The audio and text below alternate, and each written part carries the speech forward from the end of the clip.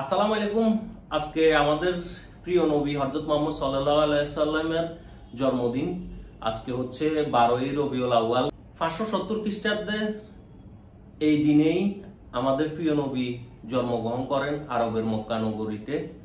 তো আসলে তৎকালীন আরবের অবস্থা ছিল খুবই খারাপ, এক কথায় বর্বর যুগ ছিল।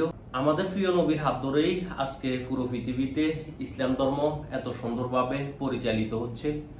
আমরা সেই নবীর উম্মত যাকে পুরা পৃথিবীর সকল ধর্ম অবলম্বী সবাই সর্বশ্রেষ্ঠ নবী বলে, সর্বশ্রেষ্ঠ উম্মত বলে বা সুপারম্যান বলে আখ্যায়িত করেছেন। তো আমরা চেষ্টা করব সবসময় আমাদের নবীর দেখানো পথে চলার জন্য, কারণ এই পথ ছাড়া আমাদের আর কোনো ওয়ে নাই জান্নাতে যাওয়ার জন্য।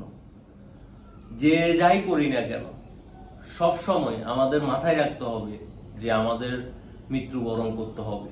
আমাদের প্রিয় নবীও মৃত্যুবরণ করেছেন, আমরা তারই উম্মত, আমরা তারই পথদর্শক।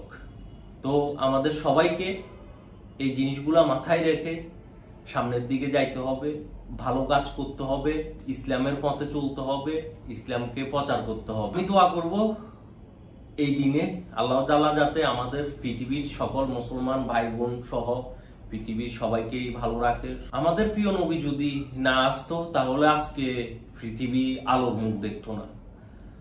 পৃথিবীতে বর্বর যেই যুগ পরিচালিত ছিল ওই বর্বর যুগই থাকতো। তো আমাদের প্রিয় নবীর হাত ধরেই আমরা এই আলোকিত সমাজ দেখতেছি, আমরা এই সুন্দর সভ্যতা দেখতেছি।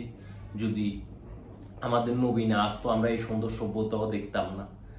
এখানে সব অসুন্দর থাকতো, সব অসভ্য থাকতো। যাই হোক, আল্লাহ তাআলা যাতে আমাদের সবাইকে দ্বীনের পথে আনে, সবাইকে ভালো রাখে, সবাইকে নামাজ পড়ার তৌফিক দান করে, সবাইকে ইসলাম মানার তৌফিক দান করে, সবাইকে আশপাশের মানুষকে সাহায্য করার তৌফিক দান করে। সর্বোপরি এরকম দিনে আমরা সবাই এমন শপথ নিতে হবে যে আমরা সর্বদা মানুষের উপকারেই নিজেকে নিয়োজিত রাখবো, সর্বদা ভালো কাজ করব, সর্বদা পরকালের জন্য কাজ করব। তাহলে আমাদের জীবন সুন্দর হবে। আসসালামু আলাইকুম, ভালো থাকবেন, সুস্থ থাকবেন।